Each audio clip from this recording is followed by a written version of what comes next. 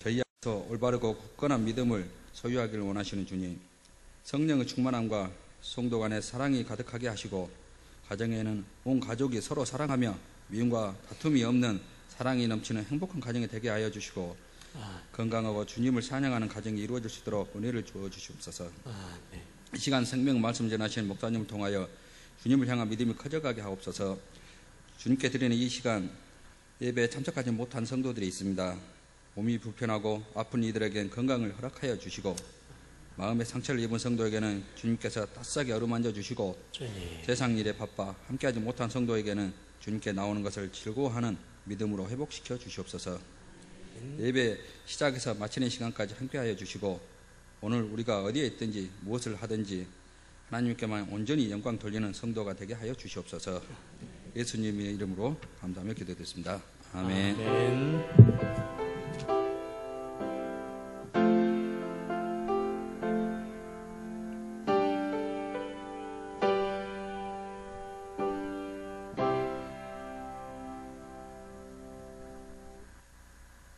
오늘 이 밤에 주신 하나님 말씀은 빌립보서 2장 5절로 11절까지의 말씀입니다. 빌립보서 2장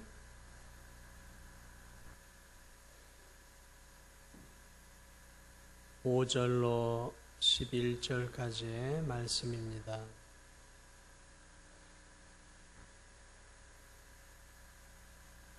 교독하겠습니다. 너희 안에 이 마음을 품으라. 곧 그리스도 예수의 마음이니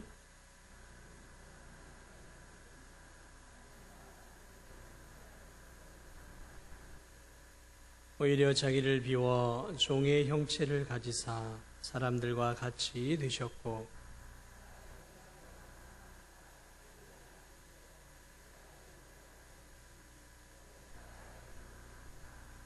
이러므로 하나님이 그를 지극히 높여 모든 이름 위에 뛰어난 이름을 주사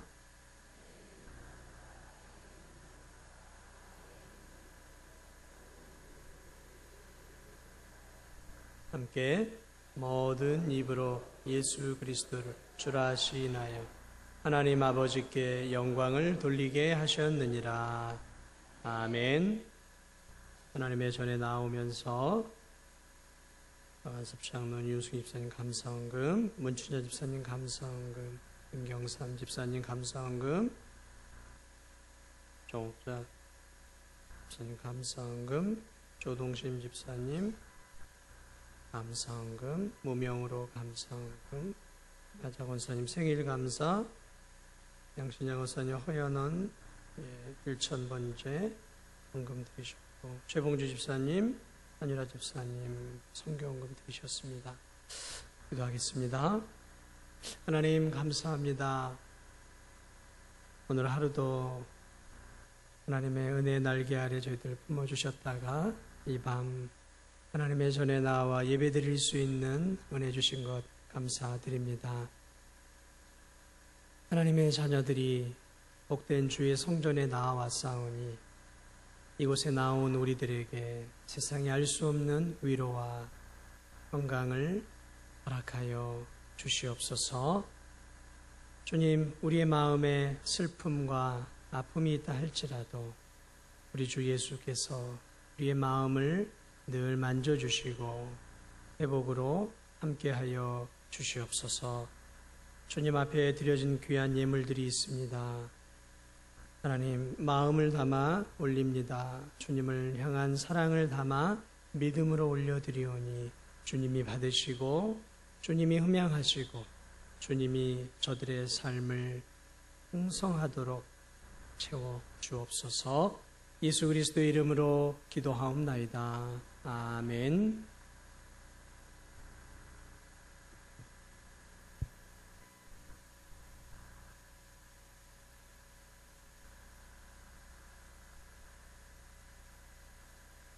자, 오늘 이 밤에 예배드리러 온 우리들을 세상 사람들은 뭐라고 얘기하냐면 그리스도인이다 라고 말을 합니다. 그리스도인, 기독교인. 이 그리스도인이라는 이 말은 참 좋은 말입니다. 왜 좋은 말이냐면 그리스도인이라는 의미 안에는 그리스도를 믿고 그리스도를 따라가는 사람들이다라는 의미가 함축되어 있기 때문에 그리스도를 따라가는 사람, 그분의 발자취를 닮아가는 사람, 이것이 뭐라고요? 그리스도인. 그러므로 그리스도인은 예수 그리스도의 생각을 닮아가는 사람이 되어야 합니다. 그리스도인들은 예수 그리스도의 이 말도 그리스도를 닮아가야 하는 거예요. 생각과 입만이 아니라 이 마음도 그리스도를 닮아가야 하는 것이고, 또한 삶도 그리스도를 닮아가야 하는 것이죠. 이게 그리스도인이에요.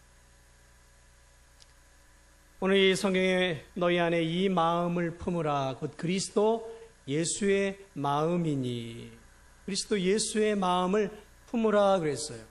이것은 비신자들에게 하는 것이 아니라 그리스도를 믿고 있는 빌립보 성도들에게 하는 말이죠. 당연하죠. 그리스도인이니까 그리스도의 마음을 닮아가야 하는 거예요. 그리스도의 마음을 품어야 한다라는 것이죠. 이 품는다라는 말은 단순하게 우리가 생각하는 가슴에 품는다라는 의미만 있는 것이 아니에요.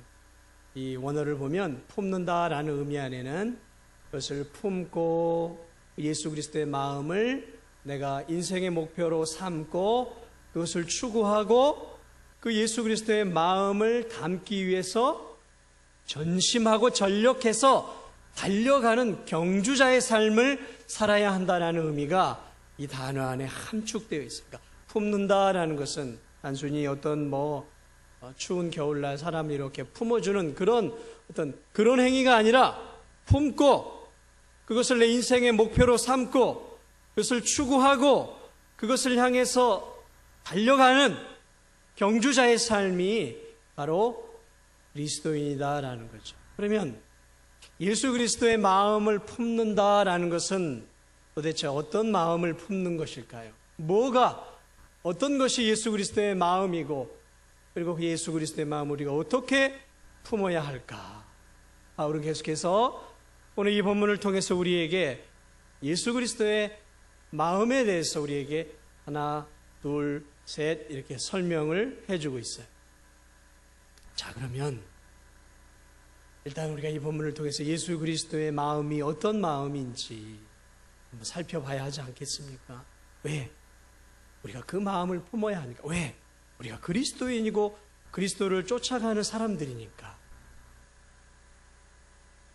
예수 그리스도의 첫 번째 마음은 그분은 늘 겸손한 마음을 가지고 계셨어요. 어떤 마음이요? 겸손한 마음. 6절에 보세요. 그는 근본 하나님의 본체시나. 여러분, 이 말씀은 어렵게 생각할 필요 없어요. 본질에 있어서 예수님은 하나님이셨다라는 말이에요. 이 땅에 오시기 전에 예수님은 이미 하늘에서 하나님과 함께 계셨던 제2위 성자 하나님이셨다라는 말이죠. 예수님이 이미 창세전부터 성부 하나님과 동등한 위엄과 권위와 영광과 존귀를 함께 받고 있었던 동등하신 분이에요. 동등하신 분. 그래서 세상을 창조하실 때 창세기를 보면 우리가 라고 시작을 해요. 하나님이. 우리가. 왜 하나님인데 우리가 그럴까요? 삼위일체 하나님이시기 때문에 그래요. 골로새서 1장 15절에서도 예수님을 이렇게 묘사하고 있습니다. 그는 보이지 아니하시는 하나님의 형상이라 그랬어요. 보이지 아니하시는 하나님의 형상. 그러니까 예수님을 보면 무엇을 알 수 있다고요? 하나님을 알 수 있다라는 거예요. 왜? 그분이 하나님이시기 때문에. 히브리서 1장 13절도 예수님을 이렇게 묘사하고 있어요. 하나님의 영광의 광채시요 본체의 형상이시라. 하나님의 영광의 광채라 그랬어요. 그분으로부터 뿜어나오는 영광의 광채, 본체의 형상이라 그랬어요. 쉽게 얘기하면 예수님이 하나님이시다라는 말입니다. 자, 그런데 오늘 이 지극히 존귀하신 하나님의 아들이 하나님과 대등하신 분이 대등하고 동등한 위치를 포기하셨다라고 오늘 성경은 우리에게 말씀해 주고 있어요. 5절입니다. 그런 근본 하나님의 본체시나 하나님과 동등됨을 취할 것으로 여기지 아니하시고. 그럼 어떻게 했습니까? 오히려 7절이죠. 자기를 비어 종의 형체를 가지사 사람들과 같이 되셨고, 사람들과 같이 되셨다라고 오늘 말을 하고 있습니다. 종의 형체가 되었다는 말은 하나님의 아들 예수님께서 인간이 되셨다라는 의미예요. 인간이. 창조주가 피조물이 되었습니다. 자신의 모든 신적인 지위를 뒤로한 채 연약하고 무기력한 인간이 되셨어요. 무한하신 분이 유한하신 분이 되신 거예요. 시간과 공간을 초월해서 편재하시고 무소부재하신 하나님, 어디에나 계신 하나님이 한 작은 육체 안에 갇히신 것이죠. 다시 말하면 시공을 초월하신 분이 이제 시간이라는 제약을, 공간이라는 제약을, 육체라는 제약을 받으시는 그런 피조물이 되셨다라는 것이죠. 여러분, 만약에 이 1000평의 으리으리한 호텔과 같은 집에서 사는 사람이 쫄딱 망해서 한 평밖에 안 되는 조그만한 집에서 산다고 우리가 한번 가정을 한번 해보겠습니다. 1000평이나 되는 큰 대궐 같은 집에 살다가 한 평, 그저 발 뻗고 자기에도 좁은, 그냥 새우잠을 자야 되는 조그만 집에 산다고 생각해 보세요. 얼마나 답답하겠습니까? 이것은 초라한 비유지만요, 마찬가지로 시공을 초월해서 우주 만물에 편재해 있던 하나님이, 그 하나님의 아들이 인간의 육신이라는 거기에 갇혀버린 거예요. 공생애를 사시는 동안, 인간이 되시는 그 동안은 갇혀버린 거예요. 움직이지 못하신. 이처럼 예수님은 우리의 구원을 위해 하늘의 모든 부요함과 영광을 포기하시고 제한된 육체 안으로 들어오셔서 낮고 천한 인간이 되셨습니다. 여러분, 조물주가, 창조주가 피조물이 되었다라는 이 사실을 우리가 어떻게 이해할 수 있겠습니까? 사실은 이해가 안 되는 부분이에요. 창조주가 자기가 쪼물떡쪼물떡 만든 피조물이 되었다라는. 그것은 비유하기는 어려워요. 그러나 마치 인간이 기어다니는 저 발로 밟아 죽이고 싶은 바퀴벌레가 되는 것보다 더 낮고 천하게 하나님의 아들이 인간이 되었다라고 보면 더 정확하지 않을까 생각이 됩니다. 우리 인간이 바퀴벌레가 되는 것보다도 더 낮아지신 거죠. 여러분, 주님의 이 겸손함은 여기서 멈추지 않아요. 그분은 인간이 되었다는 건 하나만으로도 바퀴벌레가 되는 것보다 더 우리 인간이 비천한 처지에 처한 것인데, 그분은 이 땅에서 왕궁에 태어나지 않았습니다. 명망 높은 귀족의 집안이나 부유한 상인의 가문에서 태어나지 않았어요. 엉망 있는 당시의 시대를 이끌어갔던 대제사장이나 제사장의 유력한 가문에서 태어나시는 것이 사역을 위해 더 좋을 수 있었겠지만 그분은 그러지 않으셨어요. 학식 있는 자, 세력이 있는 가문 피하셨어요.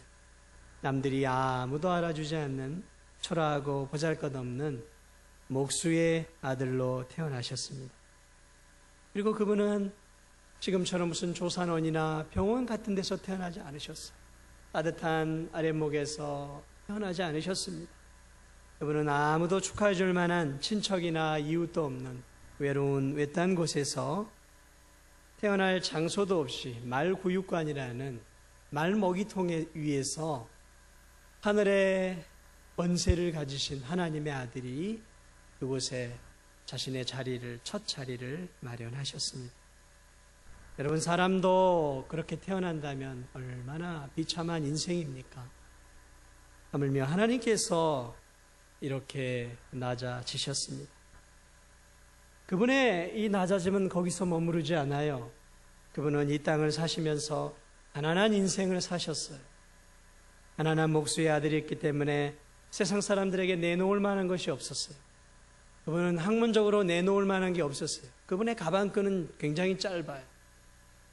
그분은 가지고 있는 세상적인 학식도 없었어요. 가지고 있는 명예도 없었습니다. 가지고 있는 돈도 없었어요. 남들에게 내세울 만한 배경이나 가문이 아무것도 없었어요. 초라한 나사렛 사람이었어요.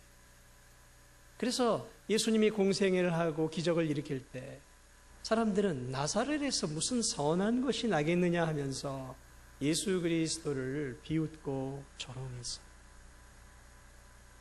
그분은 철저하게 자신을 내세울 만한 것들을 하나도 남김없이 다 제거하셨어요. 심지어 병자를 고치고 많은 사람들을 치료할 때 사람들이 그를 추종하고 따르려고 할 때도 그분은 진리의 말씀으로 너희들이 나를 따라오려거든 자기의 십자가를 지고 나를 따라야 할 것이라는 굉장히 엄한 말로 예수 그리스도를 따라서 몸으로 많은 유익을, 세속적인 유익을 얻으려고 하는 사람들을 다 끊어내셨어요. 그래서 예수님은 시간이 갈수록 처음에는 많은 사람이 모였지만 점점 사람들이 줄어갔어요. 왜? 그분은 쭉정이들은 다 떨궈내셨어요. 공생의 기간 동안 그분은 머리 둘 만한 자신의 조그만한 몇 평짜리 집 한 채 없으셨어요. 오늘날도 그렇지 않습니까? 우리가 나이가 들었는데도 살만한 집 한 채가 없으면 그렇잖아요. 예수님도 마찬가지. 저 공중에 새도 집이 있고 여우도 굴이 있는데 나는 머리 둘 곳이 없다 그러셨어요. 그만큼 예수 그리스도는 아무것도 가진 것이 없었던 거예요. 정말 하루하루를 살아가셨던 분이셨습니다. 거기서 예수님의 비하, 겸손은 멈추지 않습니다. 예수님은 그 사역을 하는 내내 많은 유대인들의 조롱과 멸시와 천대를 받으셨어요. 그리고 마침내 로마 군인들의 수많은 조롱을 받으시고 침뱉음과 따귀를 맞으셨고 비웃음을 당하셨고 로마 군인들의 장난거리가 되셨습니다. 그리고 마침내 예수님은 그 저주받은 십자가, 하나님께로부터 저주요 사람들로부터 저주였던 그 십자가 위에서 물과 피를 다 쏟아내시면서 죽는 자리까지 낮아지고 낮아지셨어요. 그러니까 그분은 이 땅에 오시면서부터 죽는 그 순간까지 단 한순간도 낮아지지 않은 적이 없었던 것이죠. 계속해서 낮아지셨어요. 이 땅을 사시면서 계속해서 낮아지셨어요. 그분은 자신이 올라갈 수 있는 많은 기회가 있었어요. 권력을 잡을 수 있는 기회도 있었어요. 인기를 얻을 수 있는 기회도 있었어요. 그러나 그분은 한결같이 변함없이 끊임없이 십자가의 죽음이라는 가장 인간이 처할 수 있는, 하나님이 낮아질 수 있는 가장 낮은 처지를 향해서 계속해서 낮아지셨던, 다시 말하면 세상 말로 얘기하면 계속해서 그의 인생은 추락하는 인생이었어요. 계속해서 추락했어요. 한도 끝도 없이 추락하고 떨어졌어요. 그러나 그분은 그것을 기뻐하셨고 의도적으로 그렇게 낮아지셨어요. 어디까지요? 죽는 자리. 더 이상 하나님의 아들이 낮아질 자리가 없을 때까지. 그 자리가 어디입니까? 십자가에 죽는 자리였어요.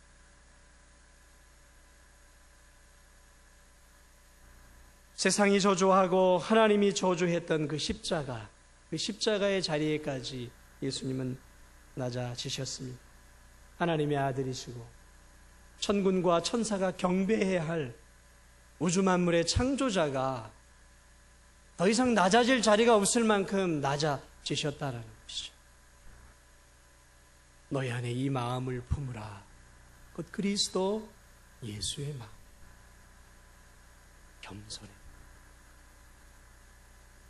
여러분, 그러므로 바울은 우리에게 예수님처럼 겸손한 마음을 우리들도 갖기를 지금 바라고 있습니다. 왜냐하면 우리가 예수 그리스도의 보혈로 거듭난 예수 그리스도를 따라가는 예수 그리스도의 제자요, 예수 그리스도의 군사요, 예수 그리스도의 사람들이기 때문에 그렇습니다. 그러므로 겸손은 자신을 낮추고 다른 사람을 높이는 이 겸손이야말로 참된 그리스도인이냐 아니냐를 분명하게 보여주는 가장 명확한 시금석 중에 하나예요. 여러분, 겸손이란 무조건 자기를 낮추는 것을 의미하는 것은 아닙니다. 왜냐하면 자신의 유익을 위해서 의도적으로 겸손을 가장하는 일들이 우리 안에 많이 있기 때문에 그래요. 자신의 유익을 위해, 사업적인 이익을 위해, 돈을 벌기 위해서 겸손한 척, 이런 부분들은 참된 겸손이 아니죠. 예를 들면 저런 백화점 앞에서 인사하는 아주 들어가면 민망할 정도로 어서 오십시오 손님 하고 예쁜 아가씨들이 정장을 입고 막 10명이 막 인사를 이렇게 막 처음에 들어가면 인사를 한단 말이에요. 얼마나 민망한지. 그런 가식적인 겸손이 아니라 어떤 내 유익을 위한 겸손이 아니라, 오늘 예수 그리스도의 겸손은 자신을 위한 것이 아니었어요. 그분의 겸손은 바로 우리를 위한 겸손이었던 것이죠. 우리를 살리기 위한 겸손, 그러니까 남을 위한 겸손이요, 무슨 하나님 아버지를 위한 겸손이었던 것이죠. 저는 여러분들이 오늘 이 예수 그리스도의 분명한 삶의 특징이었던 겸손을 따라갈 수 있는 여러분들이 되시기를 바랍니다.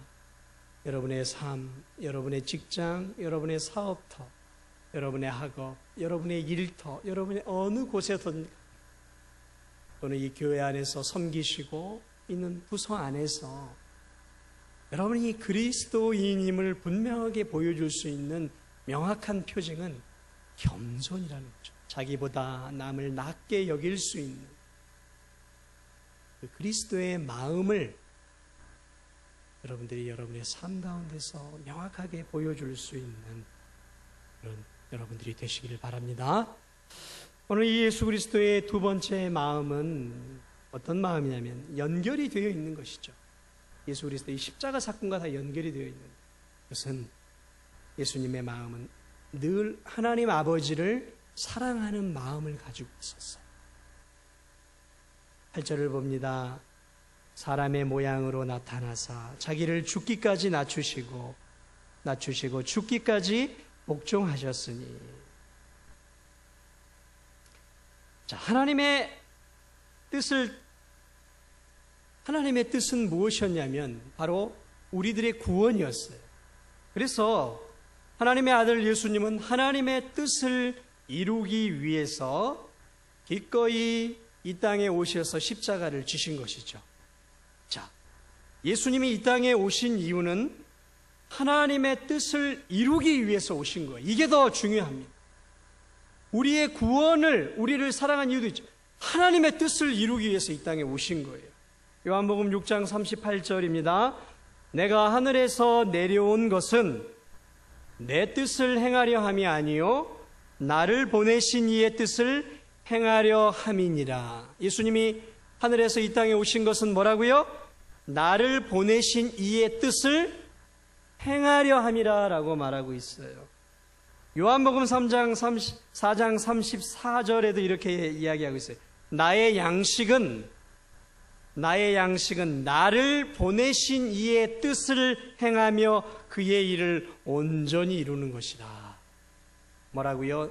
예수 그리스도의 양식은 나를 보내신 하나님의 뜻을 이루며 그분의 일을 온전히 이루는 것이라고 말하고 있어요. 예수님이 겟세마네 동산에서 땀방울이 핏방울이 되도록 기도하셨어요. 그러면서 이렇게 하나님께 기도했어요. 하나님, 할만하시거든 이 잔을 내게서 좀 옮겨 주옵소서라고 말했어요. 이 십자가의 잔, 저에게 너무 무겁습니다라고 하나님께 기도했어요. 얼마나 예수님도 이 십자가의 잔을 지는 것이 힘들었던지 그것을 피하고 싶어 했어요.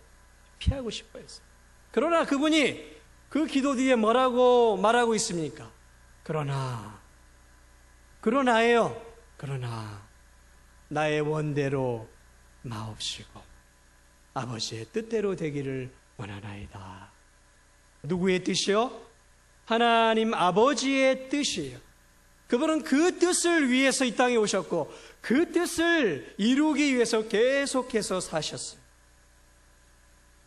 여러분, 하나님 아버지 앞에 예수님이 마지 못해서 복종을 했을까요? 세상의 아버지와 아들과의 관계는 그럴 수 있어요. 그러나 하나님 아버지와 예수 그리스도는 이 땅의 아버지와 아들과에 관한 그런 관계가 아니에요. 그렇게 해석을 하면 안 됩니다. 동등하신 분이에요. 동등한 존귀, 동등한 명예, 동등한 위엄, 동등한 권세, 이 모든 것들이 동등하신 분이에요. 예수님은 낮고 하나님은 높고 그런 거 아니에요. 똑같으신 분이에요. 자, 그런데 이분이 왜 이렇게 이 땅에 오셔서 철저하게 하나님의 뜻을 위해서 오셨다고 얘기해요. 나의 양식은 하나님의 뜻을 온전히 이루는 것이라고 왜 이렇게 말씀을 하셨을까? 왜 예수 그리스도께서 철저하게 하나님의 뜻에 복종하려고 순종하려고 이렇게 몸부림을 치셨냔 말이죠. 그 이유는 예수님이 하나님 아버지를 사랑했기 때문이에요. 사랑했기 때문에 그렇게 순종했던 거예요. 예수님이 얼마나 하나님을 사랑했는지, 그분은 하늘의 영광을 버리고 하나님 아버지의 뜻을 따라 기꺼이 이 땅에 오셨던 거예요. 요한복음 14장 31절에 예수님이 이렇게 말씀하세요. 오직 내가 아버지를 사랑하는 것과 아버지께서 명하신 대로 행하는 것을 세상이 알게 하려니, 오직 내가 아버지를 사랑하는 것, 그리고 내가 아버지를 사랑해서 아버지의 말씀에 순종하는 것, 이것을 내가 세상 사람들에게 보여주기 위해 왔다라고 말하고 있어요. 예수님은 이 땅에서 내가 하나님 아버지를 얼마나 사랑하고 하나님 아버지께 얼마나 순종하는지를 보여주고자 싶어 하셨던 것이죠. 요한복음 15장 10절에서 다시 이렇게 말씀해요. 내가 아버지의 계명을 지켜 그의 사랑 안에 거하는 것까지. 뭐라고요? 내가 아버지의 계명을 지켜 그의 사랑 안에 거하는 것까지. 하나님 아버지께서는 독생자 예수 그리스도를 너무 사랑하셨어요. 그리고 예수 그리스도 또한 하나님 아버지의 계명과 뜻을 이 땅에서 지키고 순종함으로 끊임없이 아버지의 사랑 안에 그분은 거하려고 애를 썼다라는 거예요. 자신을 향한 하나님 아버지에 대한 깊은 사랑을 아셨던 예수님, 그래서 예수님 또한 하나님 아버지를 깊이 사랑하셨고 그분의 뜻과 계명을 순종하기 위해서 그분은 철저하게 낮아지셨던 것이고 철저하게 순종하셨고 순종의 단계를 넘어서서 복종의 자리까지 나아가셨던 거예요. 자발적인 복종이죠. 맹종이 아니라 자발적인 복종이에요. 여러분, 우리 안에 그리스도 예수의 이 마음이 있습니까? 하나님 아버지께서 나를 사랑하시기에 나도 하나님 아버지를 위해서, 하나님 아버지를 위해서 그 아버지의 뜻을 이루기 위해서 이 땅 가운데서 몸부림치며 그 아버지의 뜻을 자신의 양식으로 삼으며 사셨던 예수 그리스도처럼 우리도 아버지 하나님을 사랑하는 이 마음을 우리가 가지고 있습니까? 아니면 세상적인 것을 좀 얻으려고 하는 마음, 세상의 부귀, 권세, 물질, 쾌락, 인생의 즐거운 세상의 것들을 얻고자 하는 그런 마음이 우리 안에 가득 차 있습니까? 아니면 예수 그리스도처럼 하나님의 뜻을 이루고자 하여 하나님을 너무나 사랑하는 마음이 우리 안에 가득 차 있습니까? 아니면 세상의 정신과 세상의 영과 세상의 마음이 우리의 마음에 가득 차 있지는 않냐라는 것이죠.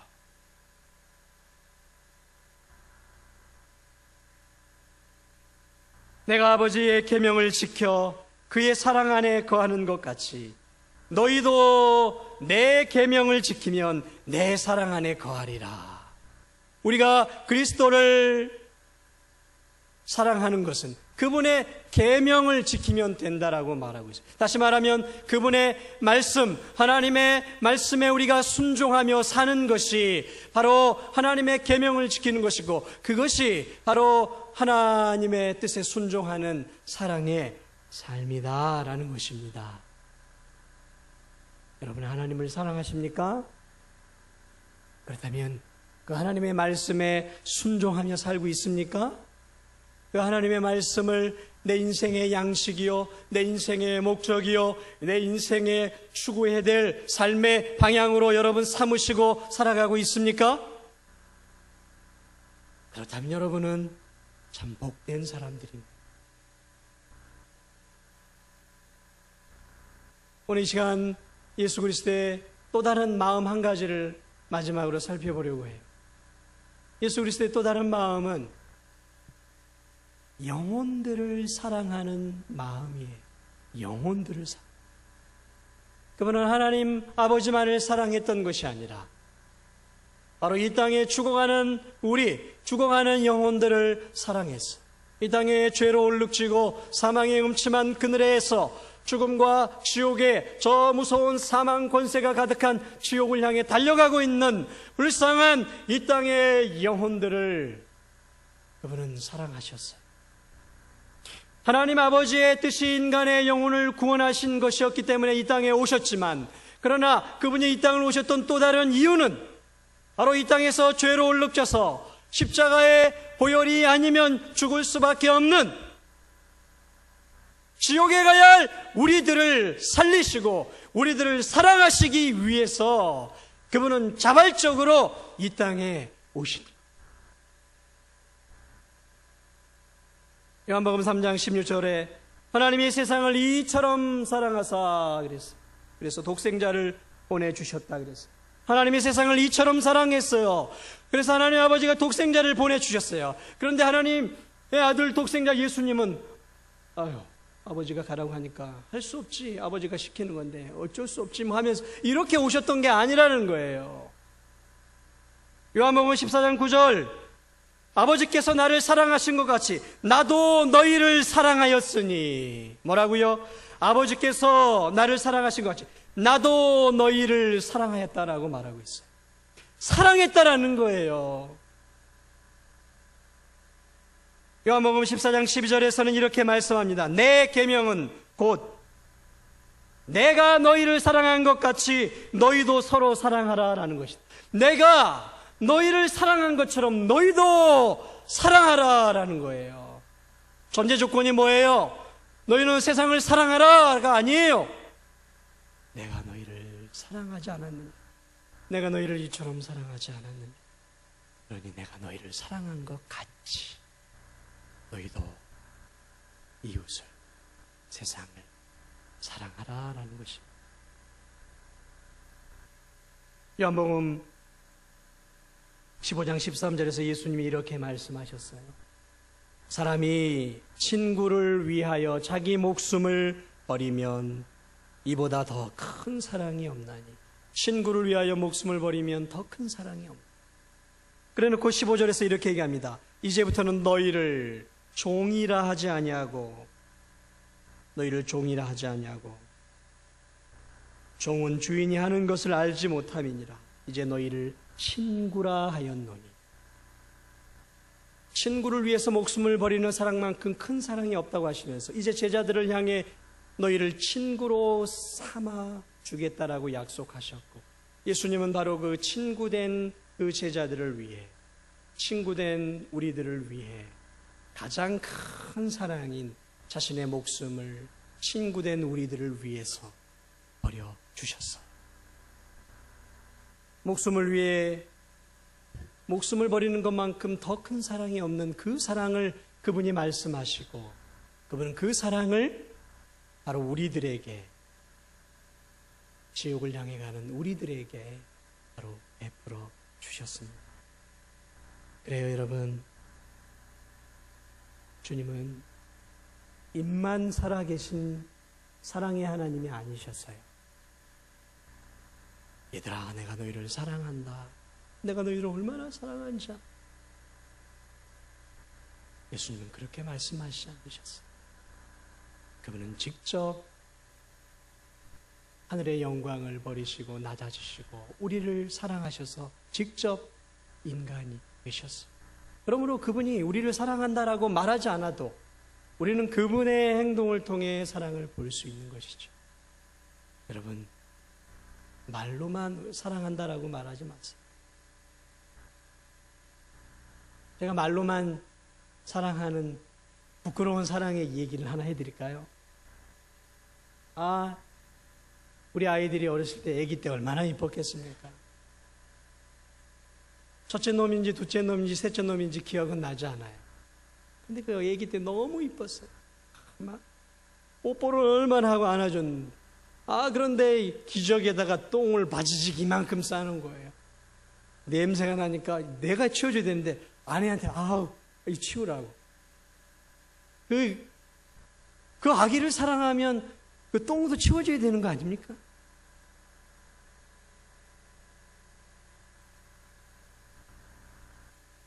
사랑은 말로만 하는 게 아니에요. 아기에게 뽀뽀만 100번 1000번 해주는 게 사랑하는 게 아니에요. 아기에게 필요한 것은 기저귀에 하나 가득 싼 그 똥덩어리를 치워주는 게 그 아기에게 있어서는 사랑하는 거였어요. 근데 저는 그런 사랑을 하지 못했죠.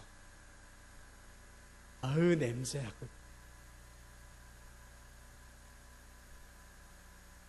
예수 그리스도의 사랑은 말로만 한 사랑이 아니었어요. 그분은 그냥 우리를 포근하게 안아주면서 얘들아, 너희를 내가 얼마나 사랑하는지 아니. 우리 그냥 품어주시는 그런 사랑이 아니었어요. 그분은 자신의 살을 찢으시고 물과 피를 다 쏟아내시면서까지 자신이 우리를 사랑하고 있다라는 삶의 행동을 통해서 그 사랑을 우리에게 친히 보여주셨어요. 이게 진짜 사랑인 거예요. 오늘날 입으로만 하는 사랑이 얼마나 많은지 모르겠어요. 오늘날 교회 안에도 얼마나 입으로만 사랑을 하는 사람들이 많은지 몰라요. 입으로는 우리가 찬양을 해요. 입으로는 사랑한다라고 고백해요. 그럼요, 그것도 중요하죠. 그러나 더 중요한 것은 입술의 사랑만이 아니라, 안아주는 사랑만이 아니라 그 사람이 필요한 부분을 채워주는 것이야말로, 필요한 부분을 긁어주고 채워주는 것이야말로 그게 진짜 사랑인 거예요. 그리스도는 우리를 향해 진짜 사랑을 베풀어 주셨습니다. 결론을 말씀드리려고 합니다. 예수님이 한 율법 교사에게 질문을 해요. 야, 구약의 율법의 핵심이 뭐냐? 율법 교사니까, 율법에 정통한 사람이니까 모르겠어요. 예수님, 내 마음을 다하고 목숨을 다하고 뜻을 다하고 힘을 다하여 주 너의 하나님을 사랑하고 또 이웃을 내 자신같이 사랑하라입니다. 그냥 입에 오토바이가 단 것처럼 쫙 신구약을 관통하는 하나님 사랑과 이웃 사랑이라는 율법의 핵심을 관통했어요. 그래서 예수님이 그에게 이렇게 얘기합니다. 이야, 네가 참 정답을 얘기했구나라고 말씀하시지 않았어요. 야, 네가 100점짜리 답을 했다라고 말하지 않고, 가서 네 대답이 옳다. 가서 너도 그와 같이 살아라. 율법교사에게 했던 말은, 그래, 가서 그러면 그와 같이 행해라. 그러니까 이 율법교사는 입만 살아있었던 거죠. 당시 율법교사, 바리새인, 사두개인, 제사장, 대제사장들이 입만 살아있었어요. 입만. 형식만 남아있었던 껍데기 신앙들이었어요. 그러나 예수 그리스도는 친히 오셔서 하늘에 썩어지는 미랄이 되어 주셨어요. 자신이 썩어지고 죽어짐으로 인해서 많은 영혼들이 열매를 맺을 수 있다는 사실을 알고 그분은 친히 자신의 몸을 찢으시고 자신의 피와 물 한 방울까지도 다 쏟아내셨고 그 고통의 십자가를 묵묵히 지셨어요. 너희 안에 이 마음을 품으라. 곧 그리스도 예수의 마음이니. 여러분, 이 마음을 품으시기 바랍니다. 겸손하게 낮아지셨던 그 마음, 하나님 아버지를 사랑해서 죽기까지 복종하셨던 그 마음, 우리를 너무나 사랑하셔서 자신을 끝까지 낮아지도록 내버려 두셨던 그 사랑의 예수 그리스도의 그 마음, 하나님께서 이 예수 그리스도를 가만히 두실 수 있겠습니까? 9절입니다. 이러므로 하나님이 그를 지극히 높여 모든 이름 위에 뛰어난 이름을 주사 하늘에 있는 자들과 땅에 있는 자들과 땅 아래에 있는 자들로 모든 무릎을 예수의 이름에 꿇게 하시고 모든 입으로 예수 그리스도를 주라 시인하여 하나님 아버지께 영광을 돌리게 하셨느니라. 낮아질 만큼 낮아지고 더 이상 낮아질 자리가 없는 데까지 나아갔을 때 하나님이 그 주 예수 그리스도를 다시 들어 올리셔서 높아질 만큼 높아지도록 올리셨어요. 더 이상 올라갈 자리가 없을 만큼 그분을 높여주셨어요. 아멘. 예수 그리스도는 낮아질 만큼 낮아지셨어요. 더 이상 낮아질 자리가 없을 만큼 낮아졌는데 하나님 아버지는 그분을 다시 들어서 더 이상 높아질 자리가 없을 만큼 그분을 하늘 꼭대기 위에 모든 만물이 그분만을 찬양하고 경배하도록 그분을 높여주셨다라는 거죠.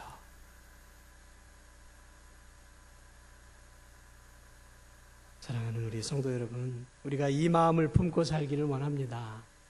이 땅에서 예수 그리스도의 마음을 품고 우리도 하나님 아버지를 사랑하고 이웃을 사랑하고 죽어가는 영혼을 사랑하면서 자기보단 좀 남을 낮게 여기고 겸손한 마음으로 사랑하는 영혼들의 필요를 바라보면서 구원이 필요한 영혼들에게는 복음을 전해주고 물질이 필요한 영혼들에게 좀 내 가지고 있는 콩 한 쪽도 나눠 먹는 것처럼 좀 내 가지고 있는 것들을 좀 나눠주고 마음에 상처를 입은 영혼들이 있다면 그 영혼들을 위해 기도해주고 함께 있어주고 위로해주면서 예수 그리스도가 행했던 그 사랑이 오늘날 여러분 한 사람 한 사람을 통해서 예수 그리스도의 사랑이 오늘날 이 땅에, 오늘날 이 진도 지역에, 여러분 주변, 여러분이 함께한 지역에 예수 그리스도, 작은 예수 그리스도가 다시 살아나는 역사들이 여러분의 한 사람 한 사람의 삶을 통해서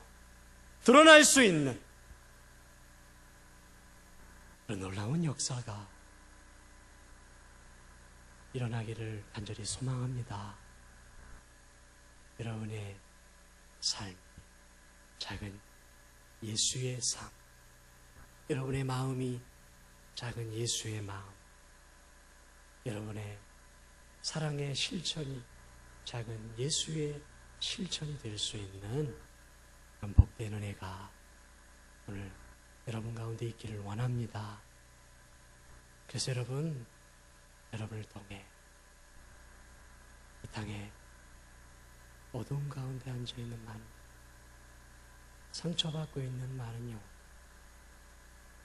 지치고 외로워하고 울고 있는 많은 영혼들, 아무쪼록 예수의 사랑을 전해줄 수 있는, 그래서 여러분을 통해 그분들이 예수 그리스도를 볼 수 있는 그런 귀한 은혜가 있기를 간절히 축원합니다. 축원합니다. 찬송가 455장 찬양 드리겠습니다. 찬송가 455장입니다.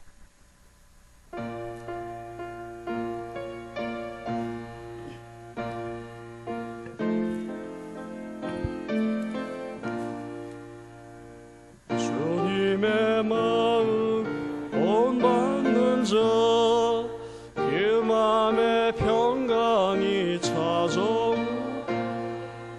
험악한 세상 이길 힘 하늘 곳 이 맘이로다.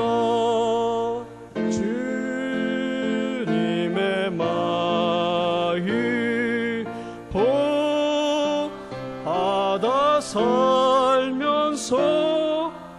그 거룩하신 나도 이루리. 주 모습 내는 안 보이며 그 음성 내 귀에 안 들려도 내 영혼 날마다 주를 만나 신령한 말씀을 배우도다. 주님의 마음 받아 살면서 그 거룩하신 나도 이루리. 아는 길 고치 내 맘에 불평이 없어짐을 십자가 고난 이겨내신 주님의 마음 본받음이라. 주님의 마음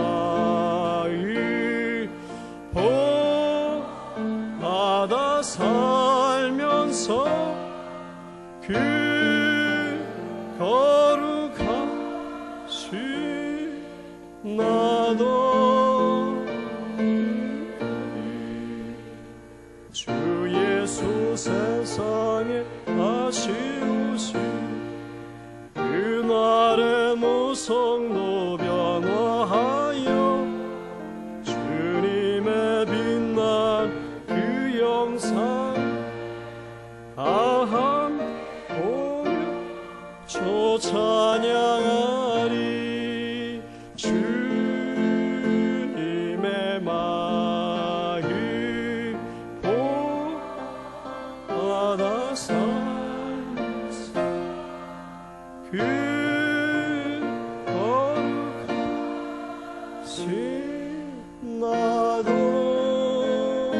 이루리.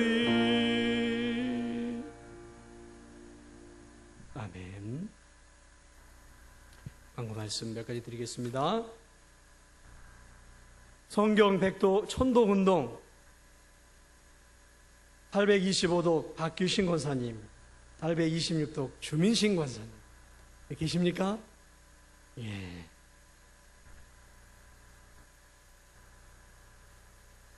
(827독은) 누가 될까요? 천독. 예, 많이 읽으시기 바랍니다. 하나님 말씀이 여러분의 영의 양식이 되시기 바랍니다. 하나님 마음을 품으려면 자꾸 말씀이 내 안에 가득해야 되는 거예요. 말씀이 안 들어오는데 어떻게 내가 하나님 마음을 품을 수 있겠습니까? 자꾸 이 말씀을 TV 드라마 자꾸 넣어보세요. 어떻게 되겠습니까? 드라마 같은 인생을 사는 거예요. 그럼 자꾸 하나님의 진리의 말씀, 성경 말씀을 살면 성경 인물 같은 삶을 사는 거죠. 그렇습니까? 계속 읽으시기 바라고요. 헌신예배, 삼요 선교회 헌신예배가 6월 29일에 있습니다. 이날 한 분의 선교사를 좀 모시려고 합니다. 저 중남미 지방에서 선교하시는 분이신데, 귀한 분인데 한번 모셔서 귀한 말씀도 듣고 우리가 좀 은혜를 받고자 합니다. 교사강습회, 목포노회 교사강습회가 6월 23일부터 24일 월요일, 화요일이 있습니다. 교사분들은 꼭 참여해 주시기 바랍니다. 이제 대신방이 막바지를 향해 갑니다. 이제 목금, 다음 주 화목금으로 인해서 일단 대신방 전체 구역은 이제 마무리가 되는데 계속해서 구역은 기도해 주시기 바랍니다. 중요한 광고를 하나 하겠습니다. 7월 6일 주일에 기관별 찬양 경연대회가 있습니다. 아시죠? 예, 기관별로 주일학교부터 작년에 이렇게 찬조를 부탁을 합니다. 그래서 우리 사업하시는 분들은 사업장에 귀한 것들을 옥합으로 좀 드리시고요. 좀 풍성해야죠. 좀 풍성한 그런 찬양 경연대회가 있었어요. 그래서 모든 분들에게 좀 선물이 좀 푸짐하게 돌아갔으면 좋겠습니다. 그러려면 교회 재정 갖고는 어림도 없습니다. 사랑의 마음으로 이렇게 물건도 좋고 또 물질도 좋습니다. 이렇게 주시면 저희들이 그것을 가지고 잘 준비를 해서 하나님을 찬양하는 그 귀한 시간에 또 우리 성도들에게 은혜로운 귀한 선물도 함께 나누는 그런 복된 찬양 경연대회가 되었으면 좋겠습니다.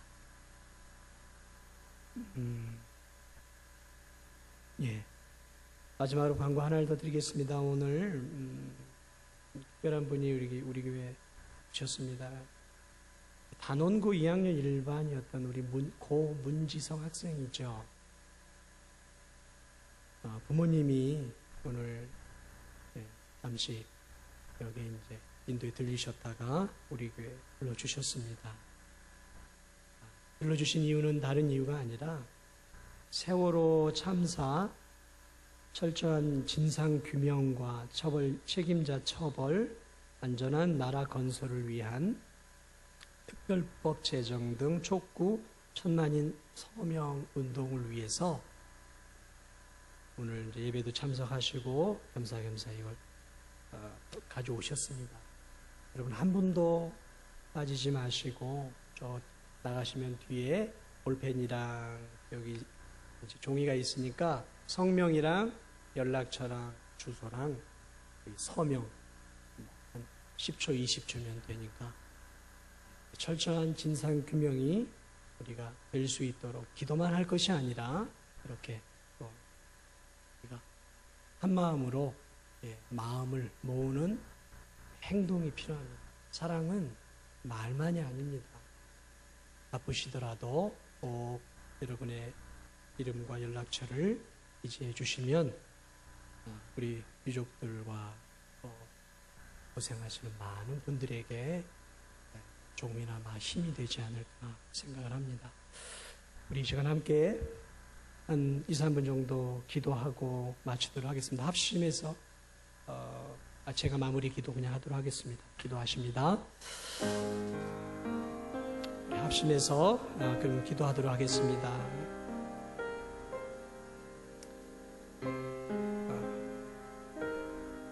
오늘 받은 말씀을 위해서 기도해 주시고 이 세월호 참사 진상 규명이 잘 되어질 수 있도록 기도하시고 또 세월호 유족들과 실종자 가족들을 하나님께서 붙잡아 달라고 하나님께서 위로해 달라고 기도해 주시고 남은 실종자들을 잘 찾아낼 수 있는 은혜를 달라고 우리 이 시간 함께 한 2, 3분 정도 기도하겠습니다. 기도하십니다.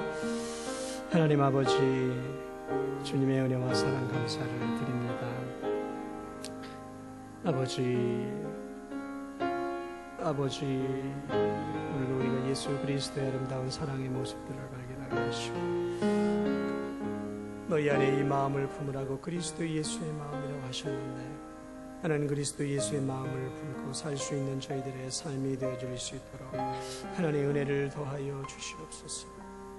이 땅에 오신 예수 그리스도의 마음, 우리를 위해 죽기까지 복종하신 그 마음, 하나님을 사랑하는 마음, 낮아지고 겸손해지신 예수 그리스도의 마음을 품게 하시고 그 그리스도의 마음을 가지고 우리가 이 땅 가운데 믿음으로 살게 하시고 주님을 위해 살게 하여 주시옵소서.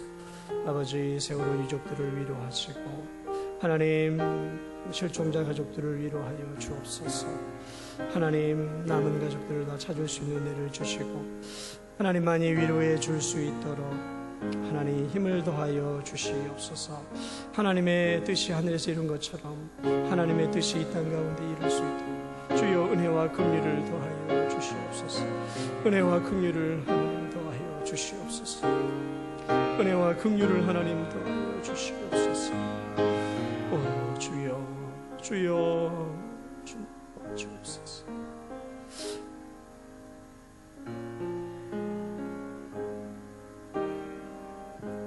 이제는 우리 주 예수 그리스도의 은혜와 하나님 아버지의 넓고 크신 사랑과 성령의 인도 오호 교통하심이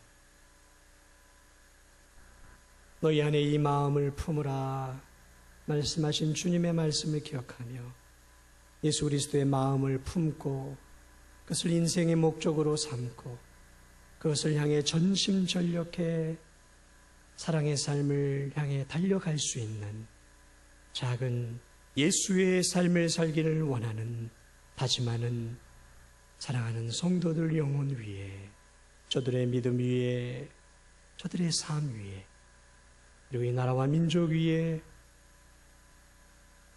가족을 자녀들을 잃은 세월호 실종자 유족들 위에 이제부터 영원토록 함께 있을지어다. 아멘.